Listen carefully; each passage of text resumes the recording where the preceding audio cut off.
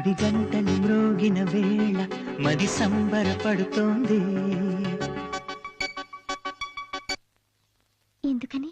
గుడిలో ఆ దేవుని దర్శనం కోసం నువ్వు వస్తావు, నా దేవి దర్శనం కోసం నేను వస్తాను, అందుకని. గుడి గంటలు మ్రోగిన వేళ మది సంబరపడుతోంది.